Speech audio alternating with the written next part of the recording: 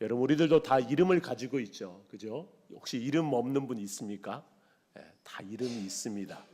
그리고 우리나라 사람이라면 뭐 외국 사람도 성이 있지만 우리나라 사람들은 특별히 이름 앞에 성이 있잖아요. 그죠? 각자의 성씨, 김씨, 이씨, 박씨와 같은 그런 성씨들이 있잖아요. 또 성도 본이라고 그러죠. 본가가 있잖아요. 본관이라고 하는데요. 예를 들어서 김씨라면 뭐 김해 김씨가 굉장히 많죠. 그리고 또 안동 김씨도 있고 경주 김씨도 있고 김씨만 해도 찾아보니까 그 본이 60개가 넘더라고요. 굉장히 많습니다. 아마 여러분도 여러분 성씨에 따른 그런 본관이 있을 것입니다. 여러분, 옆 사람에게 한번 이렇게 인사해 주실까요? 제 이름은 누구누구입니다 라고 하면서 자기 이름을 한번 이야기해 주세요. 옆 사람에게. 자, 시작. 자기 이름을 많이 안 불러봐요, 우리는. 그죠? 다른 사람이 내 이름은 많이 불러지만 나 스스로 내 이름을 부르기는 왠지 조금 쑥스럽기도 하고 어색하기도 하고 그렇습니다. 그러나 여러분, 여러분의 이름을 많이 부르세요. 여러분의 부모님들이 지어준 이름이기도 하잖아요. 여러분의 이름을 좀 많이 부르세요. 한 번 더 옆 사람에게 제 이름은 누구누구입니다. 네. 그래, 우리는 다 이름을 가지고 있고 그에 따른 어떤 본관이 있죠. 본이 있습니다. 그것을 우리는 족보라고도 이야기를 하죠. 여러분, 그렇게 우리의 삶 속에서 우리 가족사가 기록된 족보를 가지고 있는데, 사실은 우리가 아버지 또 어머니 2대, 3대 아니면 4대까지는 기억할 수 있지만 그 위에 분들은 사실 어떤 분들이 있었는지 다 알지는 못합니다. 뭐 그 중에서 아주 유명한 분들이 있다고 하면 그분은 우리 조상이야 라고는 기억할지 모르지만 다 일일이 기억할 수는 없어요. 성경에도 보면 이런 조상들의 이름이 기록된 족보가 나옵니다. 오늘 본문에 기록된 열왕기상을 시작하면서 기록된 말씀도 마찬가지예요. 우리가 읽기에는 발음이 잘 안 되는 그런 생소한 이름들도 있어서 사실 성경을 읽다 보면 이런 이름이 왜 기록되어 있는 거야? 라고 할 수도 있습니다. 그런데 여러분, 성경의 족보는요, 단순히 어떤 혈통의 기록이 아니에요. 성경의 기록은요, 그 이름들 안에 하나님이 생각하시는 하나님의 뜻이 다 기록되어 있다라는 것입니다. 하나님의 메시지가 담겨져 있어요. 우리가 읽은 역대상도 보면 1장부터 시작되는 이 족보가 몇 장까지 기록되냐면 무려 9장까지 길게 이 사람들의 이름이 기록되어 있습니다. 그 중에서 오늘 저는 1장을 중심으로 말씀을 살펴보려고 하는데요. 여러분, 역대상, 역대하 그렇게 나누어지죠. 원래는 한 권의 책이었지만 이 역대기는 누구를 위해서 맨 처음에 기록되었을까? 누구에게 처음 들려졌을까를 생각해 보면 바벨론의 포로로 잡혀갔다가 페르시아에 의해서 이제 다시 예루살렘으로 돌아오잖아요. 그죠? 페르시아 유화 정책을 통해서 예루살렘으로 고국으로 다시 돌아왔습니다. 돌아와서 성전을 재건하고 제사도 회복하고 그렇게 오랜 시간 살았어요. 그런데 시간이 지나면 지날수록 이제 세대가 계속 거듭될수록 그 자손들에게서 그 옛날 우리 조상의 뿌리, 우리 조상들에 대해서 기억하지 못하는 사람들이 나왔습니다. 하나님께서 선택한 하나님의 민족이라고 하는데, 선택받은 민족이라고 하는데 과연 우리가 어떤 민족일까에 대한 의구심이 들기 시작한 거죠. 정체성을 잃어버린 거죠. 그런 그들에게 하나님께서 그들의 정체성을 다시 한번 확실하게 해주기 위해서 바로 이 역대기서를 썼다고 생각하시면 되겠습니다. 그래서 하나님의 약속에 따른 다윗 왕국의 회복을 말씀하시기 위해서 다윗에 대해서 너무나 잘 설명을 해주고 있어요. 뿐만 아니라 하나님을 향한 마음을 회복하게 하기 위해서 성전에 관한 이야기도 이 역대기서에는 너무나 잘 기록이 되어 있습니다. 여러분, 하나님께서 이 역대기서를 기록한 가장 중요한 이유는 뭐냐면 자신들의 정체성을 잃어버린 채 살아가고 있는 그들에게 너희들은 하나님의 언약을 잊어버렸을지 모르지만 나는 너희들의 이름을 여전히 기억하고 있다라는 것을 알려주시기 위해서 그들의 조상들의 이름을 쭉 기록하고 있는 거예요. 그 조상들을 통해서 여전히 하나님은 일하셨고 하나님의 언약은 이루어지고 있다라는 것을 보여주는 거죠. 여러분, 오늘 우리가 읽은 이 족보 이야기가 바로 그 증거의 시작인 것입니다. 오늘 말씀을 통해서 크게 세 부분을 살펴보기를 원하는데요. 첫 번째로 1절에 기록된 세 사람의 이름을 살펴보려고 합니다. 여러분, 1절에 누가 기록되어 있습니까? 아담과 셋과 에노스입니다. 여러분, 하나님은 왜 역대기를 시작하면서 아담의 이름을 맨 먼저 기록하게 했을까요? 왜 아담일까요? 물론 아담이 그들의 시조이기 때문에, 시조를 가장 먼저 기록하는 것이 족보의 순서이기 때문에 그럴 수 있다고도 생각하지만, 그러나 여러분, 우리는 아담이 가지고 있는 상징성을 생각해 볼 수 있습니다. 여러분, 아담은 누구처럼 아래서 깨어난 사람이 아니잖아요. 그죠? 네. 아담은 뭐 이렇게 진화해서 생긴 사람도 아니잖아요. 아담은 하나님에 의해서 창조된 사람입니다. 하나님의 형상을 따라 하나님의 모양대로 하나님이 창조한 최초의 사람이 바로 아담이에요. 여러분, 우리가 아담을 통해서 생각해 볼 수 있는 것은 인간의 삶이 어디에서부터 시작되었는가를 보여주는 것이 바로 아담입니다. 지금 이스라엘은 바벨론에 의해서 멸망했고 포로가 되었다가 페르시아에 의해서 다시 이제 고국으로 돌아왔습니다. 그런데요, 현실의 삶에서 보면 여전히 정치적으로는 페르시아의 지배를 받고 있었어요. 그들이 생각할 때 가장 강력한 힘은 페르시아입니다. 페르시아에 의해서 세계 역사가 움직이는 것처럼 그들에게는 보여지는 거죠.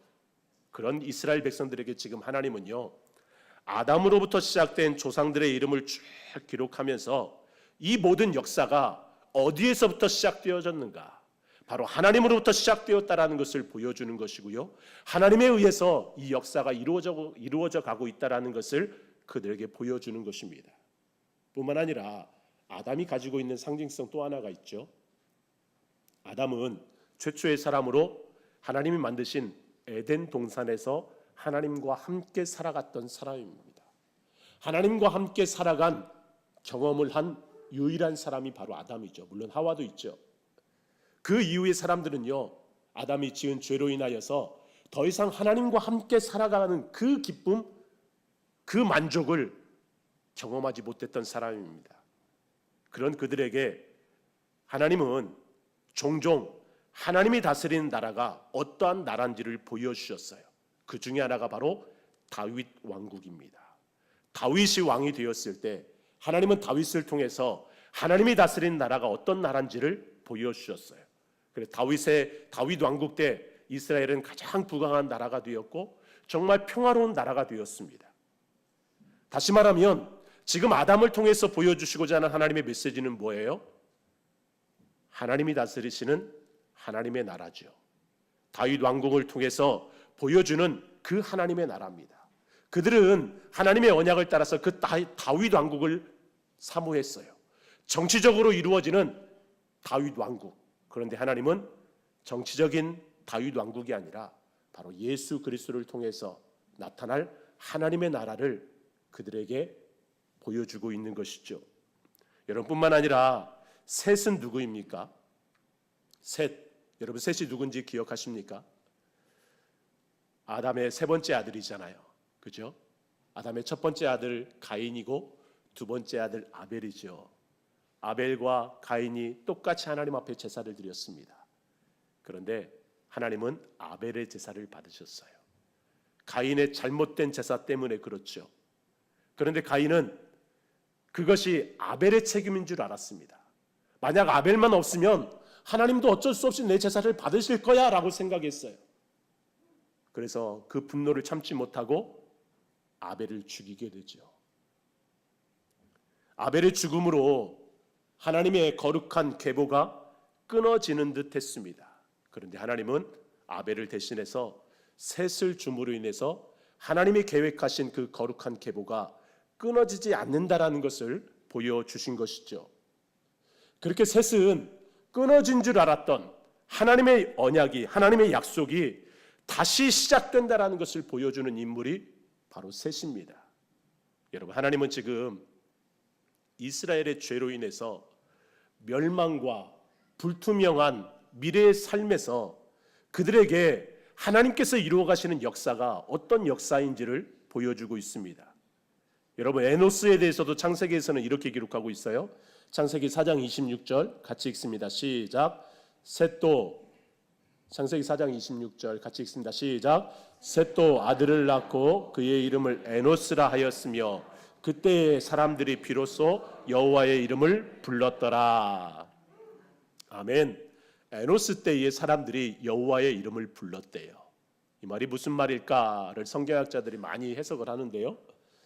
여러분, 에노스라는 이름에서 우리는 알 수 있습니다. 에노스라는 이름의 뜻이 연약함이에요. 연약하다라는 거예요. 이 말이 무슨 말이냐면 이때서야 비로소 사람들이 자신들의 연약함을 인식하고 여호와 하나님의 이름을 부르기 시작했다라는 거예요. 하나님을 의지하기 시작했다라는 것이죠. 여러분, 지금 이스라엘의 현실이 어떤 삶이라고 그랬어요? 혼돈이고 상실이고 불투명한 미래입니다. 자신의 정체성이 어디에 있는지를 알지 못하는 그런 시대에 살고 있어요. 그때 하나님은 아담과 셋, 에노스를 통해서 인간의 실패에도 불구하고 하나님이 시작하신 하나님의 역사가 어떻게 이루어져 가고 있는지를 보여주는 것이죠. 연약함 속에서도 하나님을 찾을 때에 하나님께서 일하신다라는 것을 보여주는 것입니다. 두 번째로 노아로부터 시작되는 노아의 세 아들의 이름이 기록되어 있어요. 오늘 본문에 보니까 야벳, 함, 셈 순으로 기록이 되어 있습니다.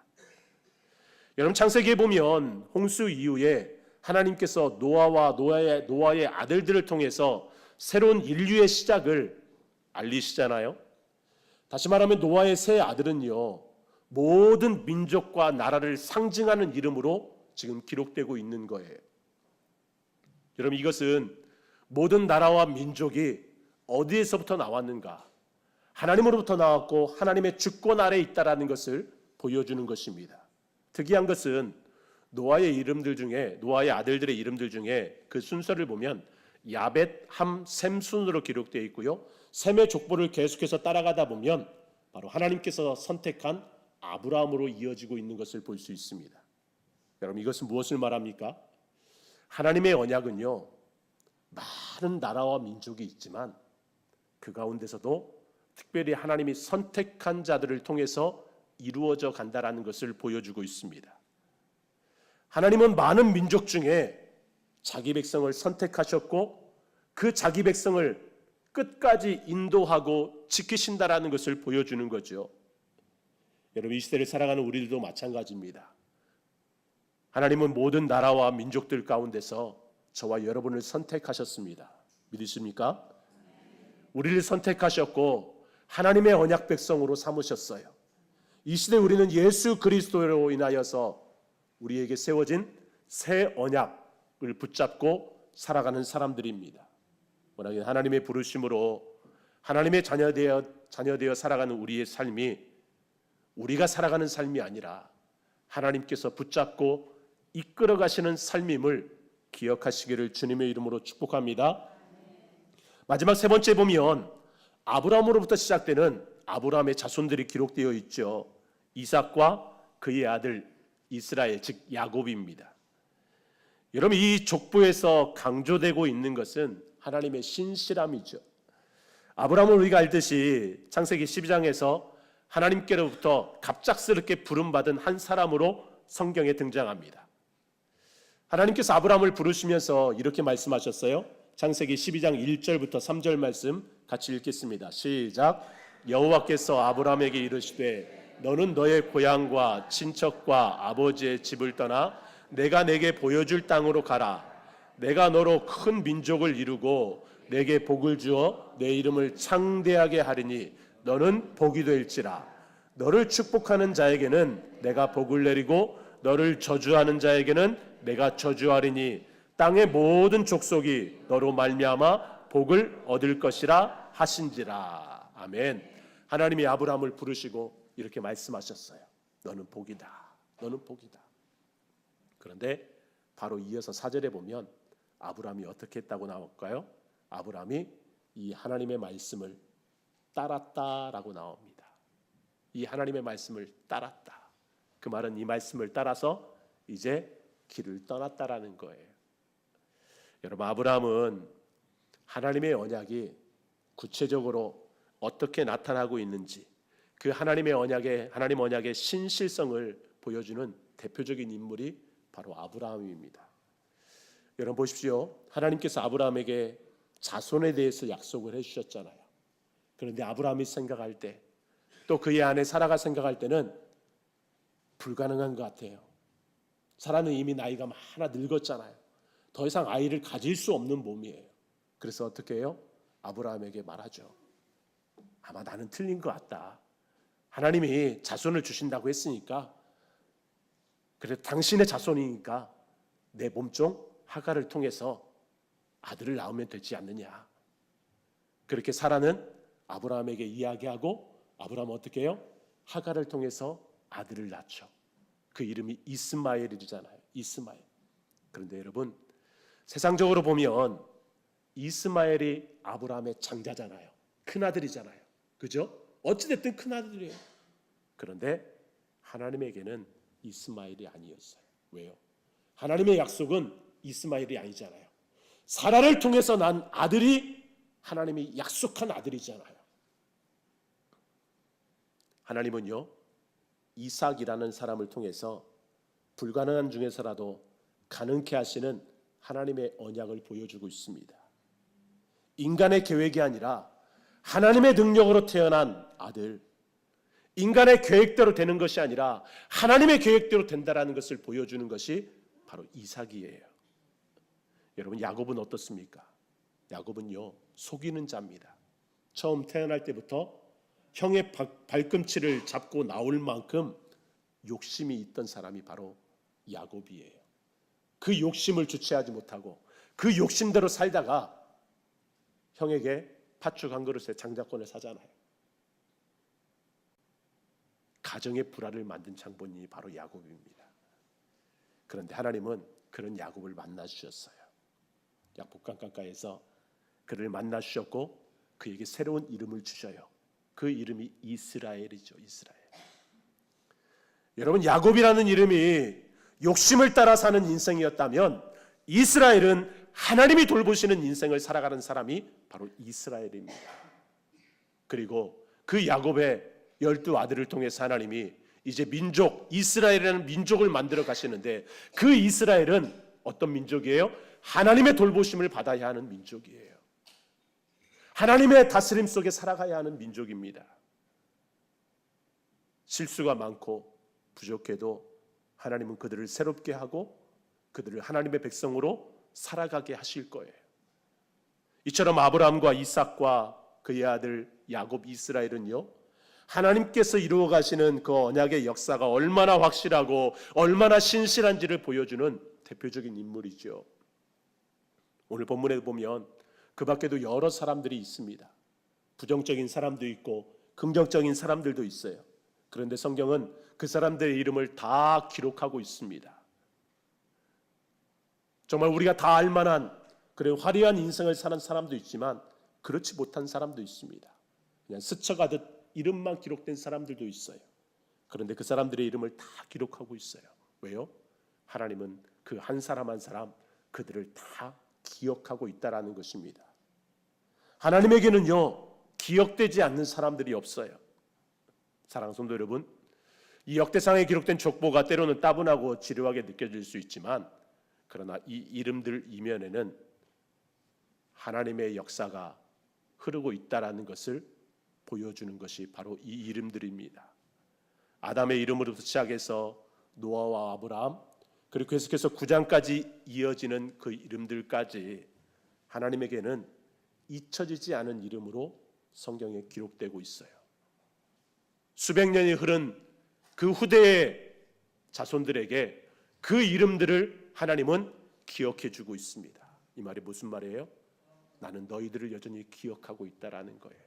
너희들이 포로 이후에 돌아와서 어떤 삶을 살아가야 할지, 우리가 어떤 백성인지 모르는 그런 정체성의 혼란을 겪고 있지만 여전히 나는 너희들을 기억하고 있다. 너희들의 이름을 기억하고 있다.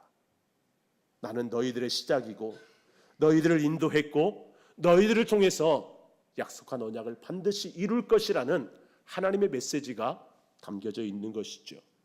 그리고 이 시대를 살아가는 우리들 또한 하나님에게는 여전히 기억되는 이름입니다. 여러분, 우리들이 때로 연약하고 부족해도 때로 하나님의 뜻을 오해하며 살아갈지라도 세상 속에 살다 보면 하나님 나라의 백성으로서의 정체성을 잃어버리고 살 때라도 그래도 하나님은 우리를 기억하세요. 하나님에게는요 여전히 지워지지 않는 이름입니다. 하나님 나라 생명책에 기록되어 있는 이름이죠. 여러분, 원하기는 우리가 살아가는 삶이 때로 불안정해 보이고 또 불투명해 보일지라도 여러분, 역사의 주권자이신 하나님을 기억하시기 바랍니다. 하나님은 저와 여러분들의 이름을 기억하시고요, 우리의 삶을 회복하시며 우리를 이끌어 가시는 분이십니다. 오늘 아침에 여러분들에게 보내드린 축복의 글처럼 여러분, 생명력 가득한 6월, 얼마나 생명력이 가득한지요. 이 6월달 한 달 잊지 아니하시고 기억하시는 하나님의 은혜로 우리의 신앙도 회복되고 또 우리의 삶도 회복되는 그런 한 달 될 수 있기를 주님의 이름으로 축복합니다.